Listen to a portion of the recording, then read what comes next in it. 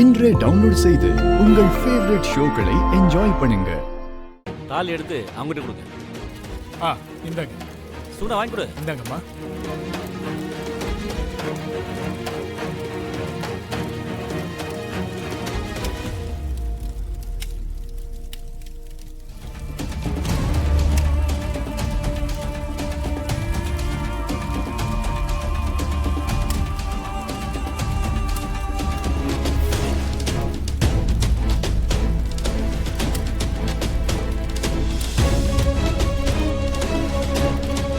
கல்யாணம் நடக்காது.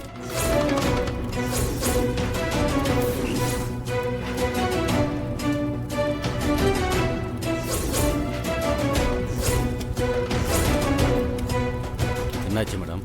இந்த மண்டபத்துல மைனர் பொண்ணுக்கு கல்யாணம் பண்ணி வைக்கிறதா எங்களுக்கு மேலிடத்துல இருந்து தகவல் வந்திருக்கு.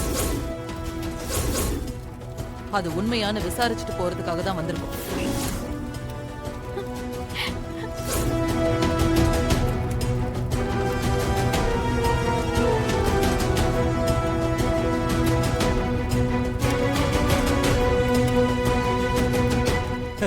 உங்ககிட்ட யார் மேடம்? மிஸ்டர் கிருபா, அதெல்லாம் யாருன்னு சொல்ல முடியாது. ஒரு அனானிமஸ் கம்ப்ளைண்ட், அவ்வளவுதான். நான் இப்போ உங்க பொண்ணோட உண்மையான வயசு என்னன்னு விசாரிக்கிறதுக்காக வந்திருக்கேன். மேடம், திரும்ப விசாரிக்க என்ன இருக்கு? நீங்க தான் நேரத்தை என் பொண்ணுகிட்ட பேசிட்டீங்களே. அவ சொன்ன மாதிரி அவளுக்கு 21 வயசு தான் முடிஞ்சிருக்கு. நீங்க அமைதியா இருங்க. உங்க பொண்ணுகிட்டயே நான் கேட்டு தெரிஞ்சுக்கிறேன். சம்மதத்தோடு தான் இந்த கல்யாணம் நடக்குதாமா?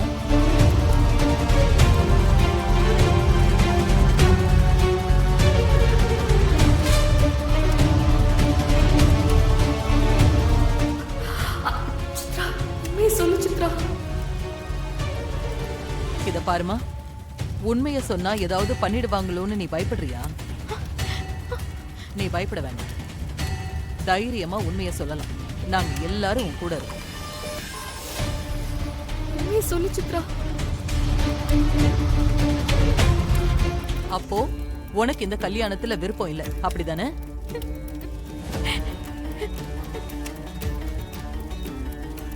நீ பயந்து போயிருக்கன்னு என்னால புரிஞ்சுக்க முடியுது. அந்த பயத்துல தான் இந்த கல்யாணத்துக்கு நீ சம்மதிச்சிருக்க. அப்படியே நீ இந்த கல்யாணத்துக்கு சரின்னு சொன்னாலும் சட்டப்படி நீ ஒரு மைனர். அதனால இப்போ உனக்கு இந்த கல்யாணத்தை பண்ணி வைக்க முடியாது.